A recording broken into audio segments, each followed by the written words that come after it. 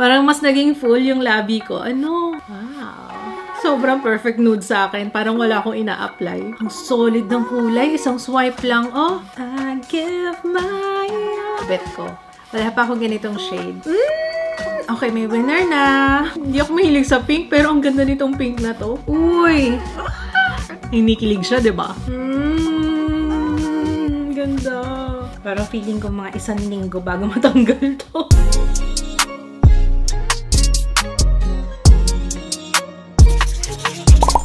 Hello everyone! Welcome back sa ating channel. Today, all smiles talaga ako. Oo, kasi yung favorite kong lip liners, ayan, meron silang mga bagong shades! And of course, hindi lang yan, pati matte lipstick and soft veil tint. Oh my gosh! Excited na excited ako i-swatch sa inyong lahat. Ito, nagdagdag sila ng shades. So, this is the perfect lip expansion talaga. I'm excited kasi alam niyo naman, isa sa mga love ko talaga na nagdadagdag ng shades ang Vice Cosmetics kasi talagang pasok talaga sa taste ko. Feeling ko hindi lang sa akin. Alam kong love na love niyo rin ang mga shades ng Vice Cosmetics. Ano po? So, ayan. Meron tayong lip liners, yung kanilang nag-viral na matte lipsticks. May mga bagong shades. Lahat actually may mga bagong shades. And yung soft veil tint nila. Okay, swatch natin ito lahat. Sobrang love na love ko talaga tong Perfect Kiss lip liners ng Vice Cosmetics. Kasi sa lahat ng lip liners ko na na-try siya yung pinaka-smooth i-apply. Walang tugging talaga. At saka full talaga yung color. Ang ganda ng pigmentation. Very precise. Sa mga hindi nakakaalam guys ha, sa kabilang dulo may nakatago dyan na pangtasa para laging precise yung pag-a-apply mo ng lip liner mo. Opo. Ayan yung itsura niya. So, anin natin na. Ilabas natin lahat para alam niyo kung gaano ka dami. Okay. Ang price nito is 245 pesos. 0.27 grams ang laman. In total, they have 7 shades right now. May 4 na bagong new shades. This is budge-proof, easy glide, retractable, tapos made creamy with shea butter and jojoba oil. Sabi ko sa inyo, ang smooth talaga nito. So, ito pwedeng gamitin to define yung lips, pang lip liner talaga. Pwede rin siyang pang contour ng labi and syempre pwede rin siyang pang fill in sa entire lips. For example, gustong-gusto mo yung shade, pwede naman yan lang yung gamitin mo na lip product. Why not? I-swatch muna natin guys yung mga dating shades ha, yung 3 dating shades. Let's start with Kiss and Tell. Ito peachy pink siya. I'm gonna show you. Huwag kayong mag-alala. Oh, diba? Ang ganda! Kiss and Tell. I-apply ko full lips para makita niyo yung shade niya, ha? Ganda! Tingnan nyo. Tsaka hindi siya dry. Tingnan nyo lang kataging-taging. Oh, sobrang smooth. Kaya favorite ko talaga to. Tingnan nyo. Oh. Kiss and Tell. Pagka gusto nyo yung mukhang natural lang, dab-dab nyo lang ng konting tissue para matanggal yung excess na product. Tapos, ang ganda ng pagkaka-blur out niya sa labi. Promise, tingnan nyo. Oh. Parang mas naging full yung labi ko. Ano? Love this. Pagtanggal ko sa kanya is makeup remover wipes lang. Ayan Nag-iwan siya ng stain, oo. Alam niyo yung tama yung timpla ng creaminess niya para hindi siya mag-bleed. Kasi yun ang, sometimes I've tried lip liner na ganun, yung nagbe-bleed siya. Pero ito, wala kang makikita na nag-bleed sa kanya. Kaya nga, it's budge-proof. Pero at the same time, hindi naman siya yung transfer-proof na mahirap tanggalin. Makeup remover wipes, enough na. Ito na yung favorite ko, guys. This is Kisses It. Ito si Kisses It on swatch. And ito siya on my lips. Perfect siya kahit na pang everyday. Kung gagamitin nyo siya ng full, hintayin nyo siya mag-set. Wala na siyang transfer. Next, we have First Kiss. Ito naman, warm nude siya. Kung gusto mo medyo ma-pink-pink ng konti na nude. Ay, ang ganda rin pala nito. Nakalingatan ka na kasi nahingi ka agad din sa akin eh. Nice! First Kiss. Ito na, nandito na tayo sa mga bagong shades. Sabi ko nga, diba, meron silang 4 new shades. First shade is Kiss Me More. Sorry may nag-grinder sa labas namin. I'm really sorry. Pero mag-concentrate na lang kayo sa boses ko, ha? Nude Rosewood si Kiss Me More. Wow. Ang galing. Kakulay na kakulay ng labi ko, oh. Nice. Ang ganda. Okay, this one is Kiss Me More. Ganda! Ang ganda. Next shade is Chef's Kiss. Ito naman, Toasted Peach daw siya. Oh, nice. Chef's Kiss. Ganda. Halos lahat maganda, oo. Kasi favorite ko to. Kaya magiging biased talaga ako. Pero ang ganda ng shades, diba? Expected yan. Sabi ko sa inyo eh. Feeling ko nakakapili na kayo. Comment down below ano yung mga napili nyo shades, ha? Next shade is Last Kiss. Classic Nude. Nice. Ang ganda. Sobrang perfect nude sa akin. Parang wala akong ina-apply. Ha? Parang wala. Oh, ang ganda. Nakailang ganda na ka, guys. Ganda talaga. Okay. Perfect na classic nude talaga ito. Last Kiss. Last shade, ito daw ay Pinky Mauve. Just a Kiss. Oh, deeper shade ito. Just a Kiss. Ito siya on swatch and ito siya on my lips. Ano napili yung favorite nyo? Ako favorite ko si ano. Syempre, si Kiss Is It pa rin. Si First Kiss. Si Kiss Me More. Okay. Parang lahat to. Nasa harap ko yung iconic matte lipstick ng Vice Cosmetics. Ito yung lipstick na nag-viral lately. May dinagdag sila na 5 shades. Matte for All Flexi Matte Lipstick. 3.5 grams ang laman niya at ang price na is 295 pesos. Comfy, pigmented, long-wearing lipstick for the most iconic matte look. Infused to with plant-based meadow foam seed oil that locks in moisture to give you soft and healthy-looking lips. Yung first 3 na isuswatch natin, ito yung dati nilang shades. Previously, ang pangalan nito is I Love You So Matte. Ayan, kung love na love niyo yun, ito siya. She's All That. Kita niya kang gana ka full. Ang solid ng kulay. Isang swipe lang, oh. Oh, wow. Ganda. Hindi na ako magli-lip liner kasi gusto kong pakita sa inyo yung itsura niya talaga, ha? Pwede kayong mag-lip liner, of course. Nakita niyo kung gaano ka full yung kulay. Oh my gosh. Isang swipe lang, oh. Imagine ha, intense pa tong kulay na to. Ito siya on swatch, ito siya on my lips. She's All That. Universal red to, guys. Next shade is, ito yung dating Salamat. Once and for all. This one is Berry Mauve. Ganda, no? Ganda na shade. Grabe, wala na akong masabi. Tingnan nyo naman, isang swipe lang. Tsaka komportable siya sa labi, ha? Medyo hirap lang ako sa labi ko kasi yung corners, ang hirap abutin. So, dyan papasok yung lip liner. So, pagkahirap kayo, much better if you use lip liner. Mas madali ang pag-a-apply. Once and for all, ito siya on swatch and ito siya on my lips. Grabe, full na full yung kulay niya talaga. Tsaka sobrang komportable niya. Promise. Sa lahat ng lipstick na I have tried, ito sobrang komportable. Parang very lightweight talaga. Halos wala kang ma-feel na nilagay mo. Para lang lip balm, parang ganyan. Actually, mabigat pa nga yung lip balm eh. Next shade is All Star. This is Wine Red. And previously, ang pangalan niya is Mataray. All Star. Ito siya on swatch and ito siya on my lips. Sobrang solid ng kulay. Wala na akong masay. Dito na tayo sa mga newest shades nila. First shade is Give My All. I give my all. I had to. Sorry na, sorry.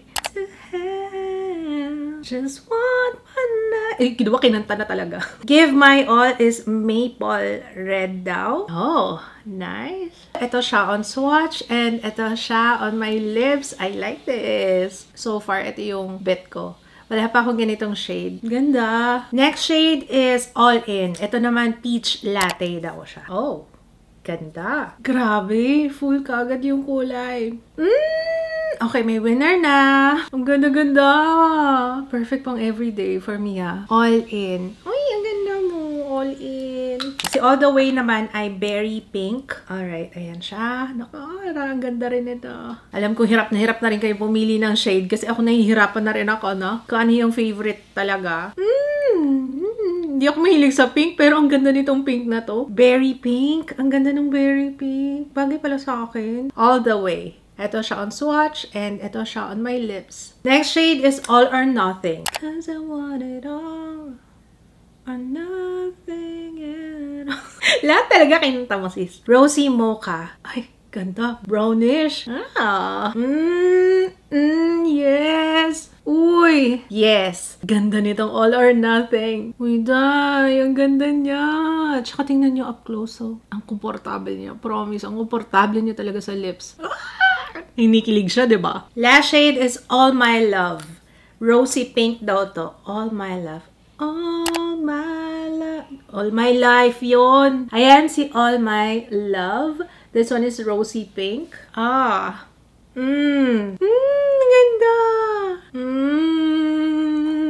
Ganda. Matingkad siya na pink, pero, you know, yung, sakto yung vibrancy, yung hindi ganun ka, yung, you know, ito yung swatch, All My Love, and ito siya on my lips. Parang medyo lumagpas tayo. Pero okay lang yan. Para makita nyo talaga. Ayan yung kulay niya. Ganda. Okay, pagpahingahin ko muna yung labi ko. And then, meron tayong last na products. Medyo pagod na yung lips ko, no? I'll be back. Okay, guys. I'm back. Ayan. Alam niyo, hinahanap ko yung video kung nagawan ko ba ng swatches. So, I don't think I did. Ang difference niya with the color drop, ito jelly tint. Ito yung color drop nila. Tapos ito naman yung soft veil. So, ang difference is, itong si soft veil, siya is matte. Dito, meron siyang shine, merong gloss ng konti. So, i-swatch fest na natin ito because hindi ako gumawa ng ganito. So, ngayon, may mapapakita ko sa inyo yung shades. Yung dating shades and of course, yung mga dinagdag nila na bago. Korean Soft Blur Technology. Innovative formula that gives your lips that soft blurred look. Ultra lightweight tint leaves a stain for up to 12 hours daw. This is 3 ml and ang price na is 345 pesos. Para sa mga mahilig sa transfer proof at velvet matte finish na lipstick. Lip product. Okay, let's start with the Serve. Oh, the Serve mo ba? Yes, the Serve mo to. Okay, let's swatch muna. Ooh. Oh, day. Ang tingkad. Okay, let's see. Si The Serve. Parang hindi ko pa ito na-try. First time. Meron ako na-feel na konting stinging, pero considering ang dami ko nang na-swatch, baka nagre-reklamo na yung labi ko. Okay, so, ito si The Serve Medium Red. Tignan nyo, oh. Ganyan yung finish niya. Matte talaga siya. Pero parang, more like, ay, wala talagang transfer. Ay, meron. Meron konti. Pero hindi pa yata siya nagsiset talaga ng bongga. Ang galing pala. Ang ganda pala nito. Ba't wala kasi ako nito eh. Akala ko na-try ko na siya. Iba pala yung nasa isip ko, yung on the daily pala na color drop. Tsaka yung Everlasting. Everlasting, yun yung na-try ko na naging favorite ko, diba? Tapos pag hinawakan mo, parang kinulayan mo yung labi mo. Oh, sobrang komportable. Malambot sa labi, ganyan. Ako, mukhang mag-sustain to sa labi ko. Grabe, dapat pala hindi ako dun sa The Serve nag-start. Nag-stain na siya. Hindi ko na siya matakpan. Tinakpan ko na lang siya ng funda. Next one is Mauve Over. This one is Dusty Mauve. Iba yung feeling niya. Sobrang nipis niya. Ang ganda nito. Mauve Over. Very nice. Hindi rin pala talaga tayo makakapag-wear test. Kasi tingnan niyo, grabe, nag-sustain na siya. Oh. Pero feeling ko mga isang linggo bago matanggal to. Kayanin ko ba? Kaya yan. Next shade is Maple Staple. Ito, medium brick red. Maple Staple. Next shade is Are Kidding Me? Or Kidding Me. Ang ganda ng pangalan ng shade. Or Kidding Me. Oh, this one's pink. Tinatry ko talaga patungan yung kanina. Nag-iwan na siya ng stain eh. Feeling ko, yung patong-patong na shade, nag-iiba na yung kulay ng labi ko. Pero hopefully, makita niyo pa rin yung itsura niya on my lips. Dito na lang kayo mag-rely ha sa upper lip. Or Kidding Me. Ito siya on swatch and ito siya on my lips. Next one is Solace. Oh, this one is light. Naku, hindi na ito makikita sa labi ko. Let's see ha. Kasi patong-patong na to eh. Feeling ko hindi na kaya ng labi ko, guys. Ayan na, oh. Yung mga patong-patong na shades. Iba na yung kulay ng lips ko. So, eto siya. Mag-rely na lang tayo sa upper lip ko. Kasi dito sa lower lip, kumapit na yung ibang shades. Solace. This one is Sunset Pink. Next one is Blushette. Si Blushette naman is Nudish Pink. Siguro mga isang buwan tayo hindi magsaswatch sa labi, guys. Napagod talaga yung labi ko today. Light shade kasi to, kaya hindi na siya makita sa lower lip ko. Patong-patong na yung shade. Pero sa upper lip, ayan, nakikita pa naman. Blushette. Ito siya on swatch and ito siya on my lips. Yung upper lip na lang tingnan nyo, ha? Next one is Dusk Rose. Ito ay Petal Pink.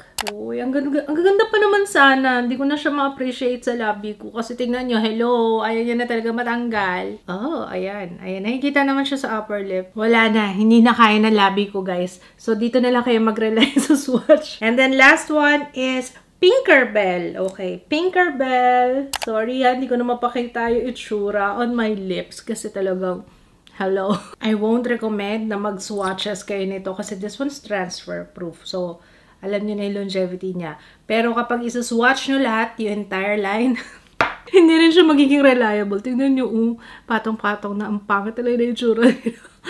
But anyways, upper lip, makikita nyo naman ano magiging itsura niya sa labi. Ito na lahat ng shades na meron. Ang soft veil. Guys, tinanggal ko na lang. Kasi meron namang shade. Ayan, tingnan nyo. Feeling ko mga 3 days to tatagal sa labi ko. Ayan yung swatch fest natin ng mga bago lip expansion ng Vice Cosmetics. Ito yung mga added shades para sa Perfect Kiss lip liner, Matte for All, and yung soft veil tint. So, ayan. Hopefully, nakatulong itong ating swatches na ginawa. Opo, sana naman. Kasi talagang effort talaga sa labi ko. Ayoko nang bilangin kung, actually, tinitingnan ko. Gusto ko sanang bilangin. Ilan ba na swatch ko today? Huwag na natin bilangin. Pero hopefully, nakatulong to if ever you're eyeing these products. Especially yung mga bago shades nila. Sana nakatulong tong video na to para matulungan kayo mag-decide ano yung sa tingin yung babagay sa inyo. So, ayun lang. Thank you so much for watching. Sana na-enjoy nyo ang ating Swatch Fest for today. Oh, by the way, available na pala siya sa Shopee, sa Lazada, and sa TikTok. Comment down below kung ano yung mga nagustuhan yung shade. Kung meron kayong request, comment din down below ha. I will see you again on my next one. Kung hindi ka pa nakaka-subscribe, make sure to subscribe. Thank you so much for watching. And thumbs up para sa aking labi. Bye!